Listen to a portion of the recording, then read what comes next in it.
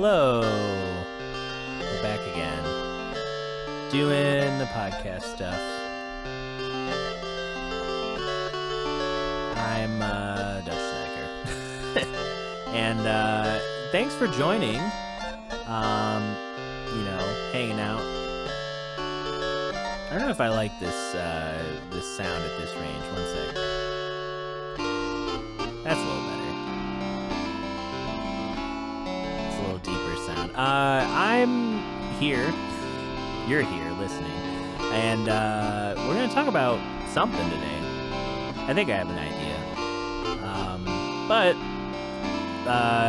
Quick spiel. If you like any of this stuff that I'm doing, if you like, whether it's just me, maybe you like me. You like me. Maybe it's, something you learn, something you enjoy. Subscribe, like, follow, all the things. I'm appealing broadly because I have this released on multiple platforms. So if you're listening to this and being like, I can't like and subscribe, then go to my youtube.com/c/DutcherSeneca. Because I'm still a little baby channel and I don't have my own custom URL beyond that yet. But that's not important. That's inside baseball. You don't need to know. You don't need to know. You don't need to know nothing. Let's just start talking about something.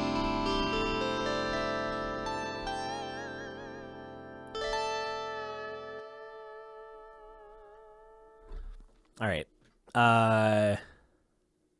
How's it going? First of all, you look great. You sound great. You're doing great. I hope. I can't know for sure. But I want to talk about hobbies. How about that? How's that for a topic? Hobbies. What is a hobby? How do we do it in today's work-life balance culture?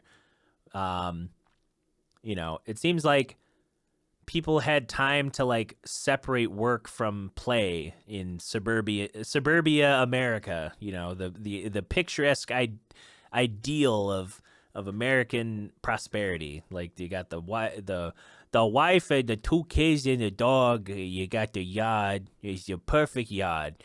Yours is the best, though, even though everyone's got the same basic housing structure and plots of land.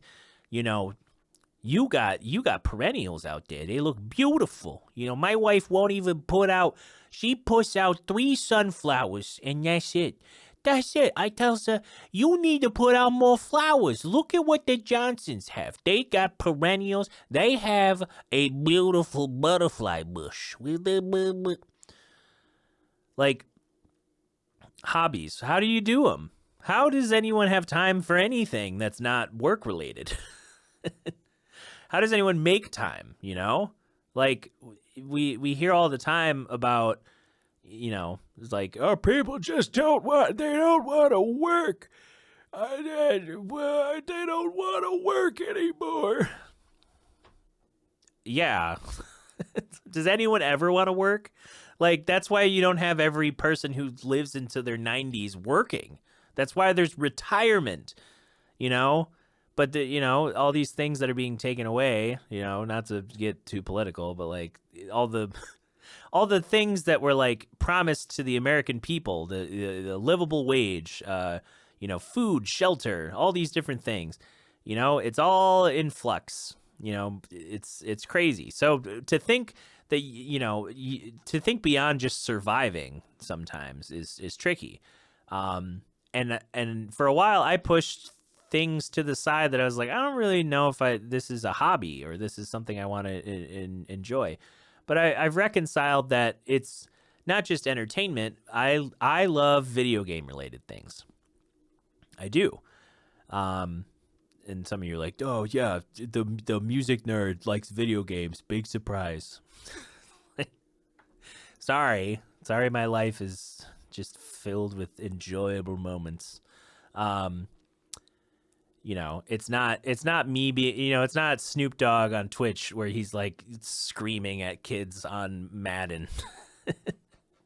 Like a grown man with so many so many things to enjoy in life, and then he just gets mad on Madden. I mean, it's got Mad in the name, maddening.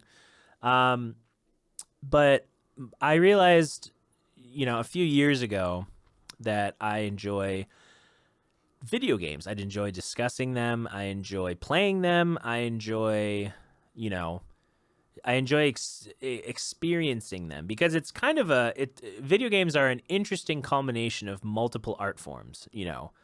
You've got the visual, the people who can design a world and have it feel realistic, whether it's based on, a real place or, realizing a fantasy world or, aesthetically rendering a style of art, that affords different interpretations of what, a city would look like, or a field, or an animal. The people play around with these different topics, or even in fiction, like you think of like apocalypse stories. Like there's so many interpretations of that, like whether it's a disease or like zombies or a nuclear fallout, and how it change, like how that affects everything that you're interacting with as a player.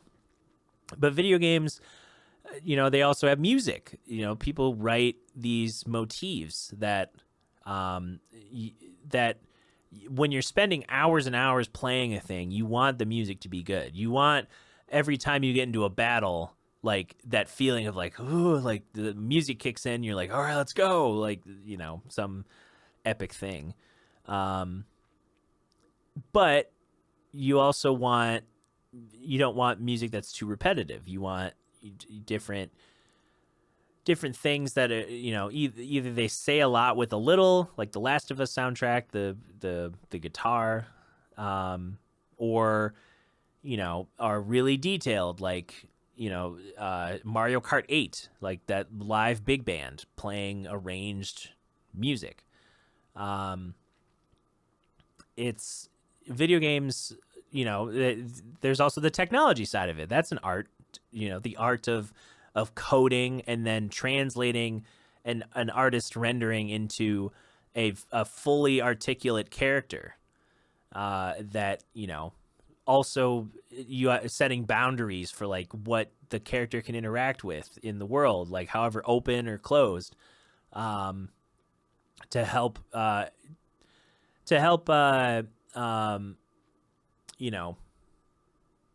bridge that gap between a player knowing they're playing a game and experiencing a story or experiencing gameplay that's effortless. They imprint their own life and experience into a character.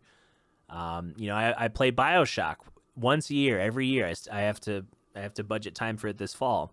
I played through the whole series: BioShock 1, BioShock 2, and BioShock Infinite, because each one has great gameplay, in my opinion. Great story. I always learn something different about that world of Rapture and the world of Columbia, the flying city, and Rapture being the underwater city. I like revisit. It's like reading a book. I revisit that story.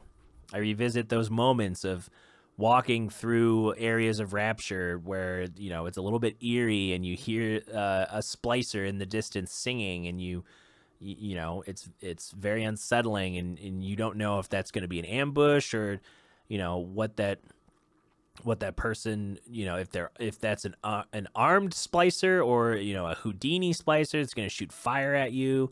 It's there's that tension in the fun aspects of playing a game. And video games, as a discussing point, to talk about the industry. The industry is super overworked. A lot of the workers, you think of the whole situation with Activision and Blizzard.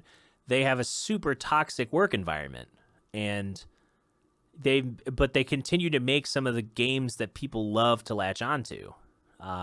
These legacy IPs that are fan favorites. People have built their whole spare time identity around, like, oh, I play this game, I have a guild with friend, I have a party, and we play this game every day, or every day when we get home from work we put in at least 3 or 4 hours, and it's like something we all do together. And I'm not just sitting alone in my room by myself. I'm playing with my wife, or me and the buddies on Friday, we get together and play Mario Kart and have a little party. Video games bring people together under shared experiences. Or cosplaying at conventions, extending that art form of creating costume design and makeup and other things to present your version of a character, or as close of a representation to a character that you enjoy from a game.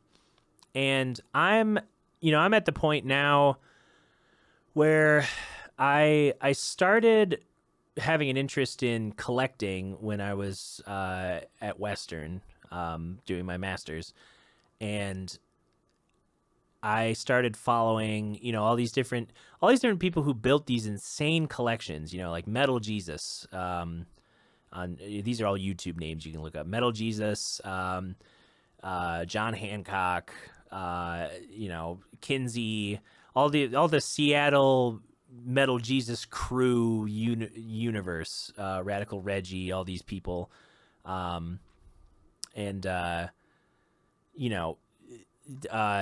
Last Gamer. Go look up his literal Guinness Book of World Record collection. Like, the man expanded his house multiple times to basically create a video game museum. He had a room that was dedicated to playing games of different generations on period related hardware. So he had a bunch of, it's a console from the 90s. It's going to have the best 90s quality television that works with that equipment.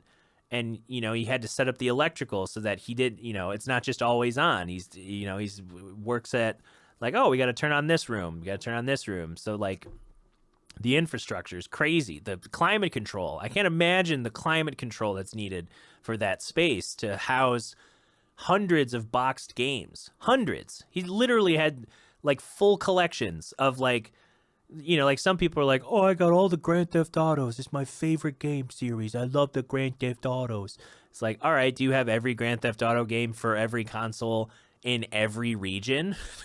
Like America, European PAL region, Japan, Japan's got their own region, and consoles are region locked. So sometimes, like, people are collect, like, oh, I want to collect for PlayStation 3, and people get like Japanese only region locked consoles so that they can play, an exclusive array of games, or they get a console modded to do that. So there's channels like My Life in Gaming. These two dudes who worked in, like, broadcast television, creating this super detailed, frankly, like, one of my favorite channels to watch. If I want to learn something and I need a refresher on a subject, especially as someone who is trying to stream games but also have the ability to play original hardware and still stream games.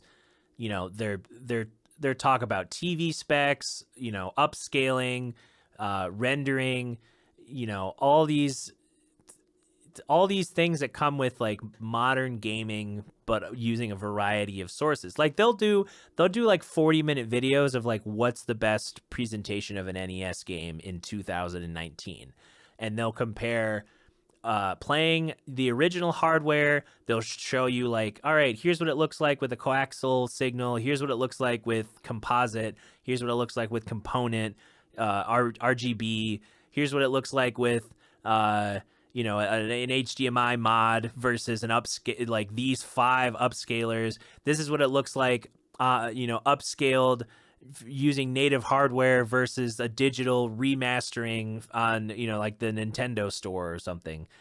And the amount of detail that goes into those videos, plus the production's, aesthetically pleasing for me. It's sweet, and it makes the journey of having video games as a hobby more fun because there's always something to learn. There's always a new thing to explore. There's deals to be had. You know, I've started recently buying things again, very cheap. You know, like I spent $10 on 6 games, and I can sell, you know, at least half of those games and make 15. And then I'll use that 15 to buy another cheap lot of games and then sell, you know, until I get a larger budget. And then the larger the budget I get, the more I can purchase. Obviously, there are outliers to this these purchasing habits. I'm trying to stick to that flow, because there's extra costs other than just like I bought the games and I sold the games, because sometimes you need to ship, and you might lose money just shipping the game, and unless you price it outright. And that's something I've had to learn being in a band too, like making sure that shipping costs reflect what it actually costs to ship different items rather than having a flat fee all the time. And it's less about the money that I would make and more about the fun of seeing what my collection holds. In fact, I started a separate channel that I'm hoping to pour into over the next few years, called Dutcher Plays. And so far, all I've done with it is stream, I think, 3 different games on Facebook, because Facebook has easier ways to get partnered, I guess. But I'm less and less inclined to be on Facebook because of how annoying it is, and how the algorithm just pushes everything I do to some fringe, and it's like I can't get any traction unless it's a meme. And then it's like, do I want to just spend all my time memeing so that I get attention? Like I don't know if I want to do that. I'd rather have just have the fun of it inform what I'm making. So I'm going to do a gaming room tour this fall. Mark my words. But even right now, like there's I can't really show it because I don't have anywhere to put it on camera, but I bought a lot of untested consoles and controllers for like $80. And some of you might be like, that's stupid, why would you do that? Well, part of modern video game collecting is you either have the money to pay for the boxed, like look up like Nintendo collecting. I watched in chunks because it's like almost 4-hour tour, but I watched his whole new Nintendo room that in his new house, that he literally expanded his basement and remodeled things, and it's insane, the amount of detail and the years of collecting and dedication to get basically like 2 of everything, like things that he wanted, 2 of everything that he wanted to use. Like, oh, I have a boxed version of this that's either sealed or just boxed, and then I have the version that is loose that I can use and display and add character, or pull down off the shelf and be like, let's play the orange GameCube this week. Like, it's crazy how detailed some people can get. But me buying this lot, a lot of times when consoles are untested, and controllers, there's at least in my experience, there's the mixture of like, okay, this might not be working for whatever reason or another, but it might just need a cleaning. It might just need a couple things to get working again. And some of the items are like, things that I'd want to keep for my collection, like an original PlayStation, a PS1, which is the second console, or I guess third console I experienced as a kid. I grew up playing NES, and then my folks got a PS2, one of the fat PS2s that broke, and then we got another one that was a slim Or no, we got another fat one, and then we got a slim one after that other fat one broke. And then we got a PS1 because me and two siblings all fighting for attention and time on the PlayStation 2. They were like, "Oh, we'll just get this other one that's like cheaper," and there's some fun games on that. Um, I didn't even think about it. I just knew it was new. I didn't think about it as like, oh, it's an old console. And then eventually, a GameCube came into the picture. And then the first console that I bought with my own money was a Wii. And I say my own money, it probably was a mixture of like allowance and gift card money from birthdays or something. But that was the first console that I called mine that I purchased. And as a young kid, and then the first console as an adult I bought was the PlayStation 4. PlayStation 3 was another gift for the family, and the PlayStation 4, that was what carried me through a lot of years of school and a lot of experiences. A lot of great games. It was around the time I started listening to more podcasting about video games or watching more video game related content that wasn't just like top 10 Call of Duty moments or like you won't believe what this guy did in Grand Theft Auto. Like those videos are always there, but I like the breakdown of like the industry or the artistry or the the culture of it. There's just the fun aspects of gaming and game collecting and playing games. And so when I bought this, this bucket of games or bucket of hardware, it's really just attempting to do what a lot of collectors do. They buy a lot, not a lot volume wise, but a lot. Like 10 games for this much, or I'll take this box of games for $40. And then they sell what they don't need. And CJR is another great person, SEEJAYARE.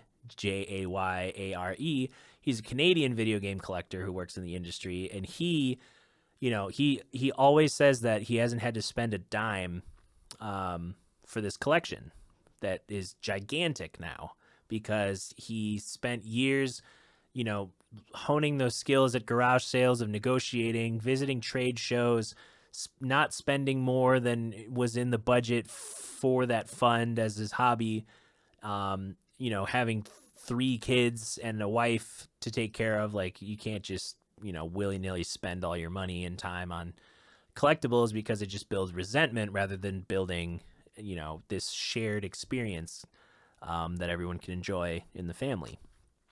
So my attempt with this lot, there's a backwards compatible PS3 that I want to try getting working.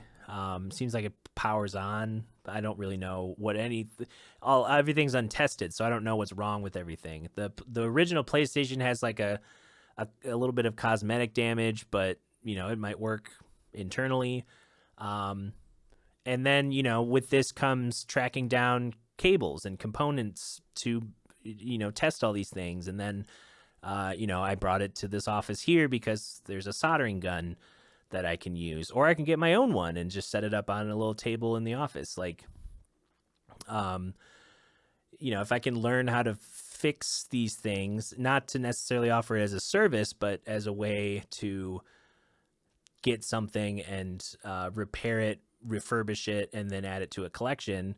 Like Odd Tinkering. Odd Tinkering is a channel I watch here and there because he does exactly that. It's all, like, I bought this old white PS2 Slim that's all dirty and yellowed from, being in a family with a bunch of kids. And then he shows you how to disassemble it, how to clean it, addressing certain issues and fixing things, replacing things.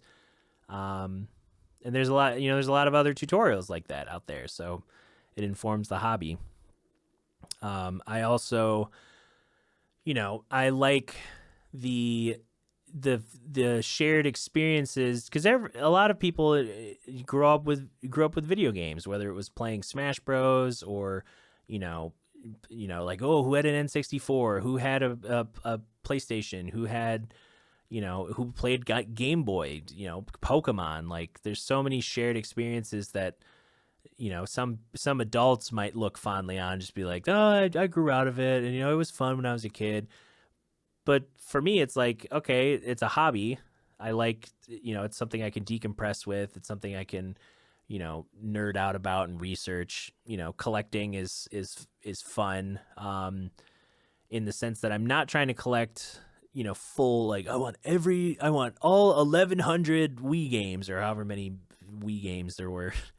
It's more like, these are the games that, the focus is games that are exclusive to the console and games that I want to play. There are some exceptions, like for my favorite, Resident Evil 4, the Borderlands series, BioShock series. Those are ones that I will collect, outside of the realm of just like, oh, I got the game I wanted for the console I play it on. I have like 2 more versions of Resident Evil 4 to get as physical editions, and then I will have every physical edition of Resident Evil 4 minus the chainsaw controller. That's a holy grail item, but those are like, hundreds of dollars because they didn't make a lot of them. It's, and I'm, I own Nintendo consoles. I own, Sony and Xbox consoles. Like, I used to be like that mentality of like, it's the console wars and PlayStation's winning. It's like, now I just want to, what games do I want to play and what systems are they on? Like, can I cross-platform it on PC if it's an Xbox game? Or should I get, like what I just got recently, a modded Halo 3 edition Xbox 360 that I can now get, some Halo-themed controllers with, because there's a lot of special edition Xbox stuff. Like, why not? It's modded so I can play games digitally that I don't have. And then, it still reads discs, so I can play all the single player experiences that I want to play. Because that's, a lot of the consoles that age out are like their online infrastructures disappear and people don't, want to invest the time and energy in consoles that don't have, I can't play the latest Call of Duty with my friends. I can't play, these types of things. Or Xbox Live doesn't work on this system anymore or whatever. But I'm in it for, just experiences, games that I want to play, games that I want to try, the hobby of gaming, and knowing that it's literally just, it's for fun. It's, sure, I'll make content around it, but I'm not gonna, I'm not gonna push it as heavily as the music culture or the music content or the things that are my focus, that are my bread and butter. So I've been thinking about that a lot going forward, having a hobby that I can retreat to when it's like, oh, I have a day off. None of the friends that I don't want to see people or I don't, I've been overstimulated. I just need to stay in my room and just chill and sink into a game and maybe have some YouTube on or a podcast in the background and just relax, which I did the last couple days. That's going to help counterbalance the energy and the strain of, the normal working hours, the normal, the grind, the music grind. So I thought I would share that with y'all today. That's my hobby. Let me know what video games you like, or what hobbies you enjoy. Maybe there's something I could add, to my list of things to try and do. I know,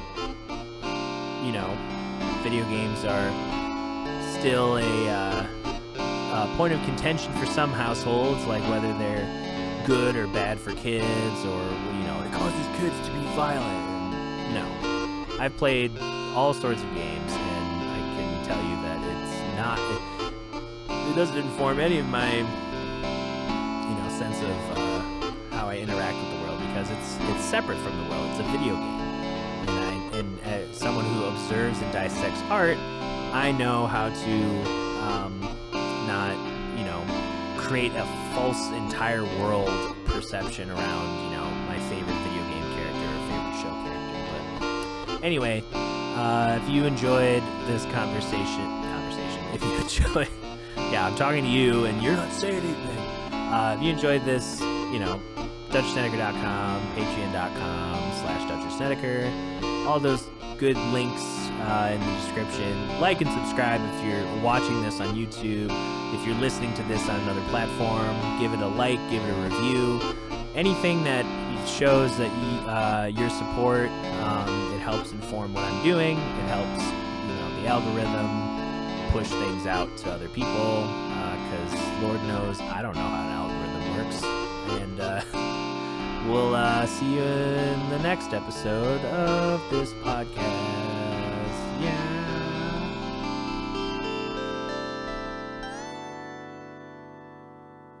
See you next time.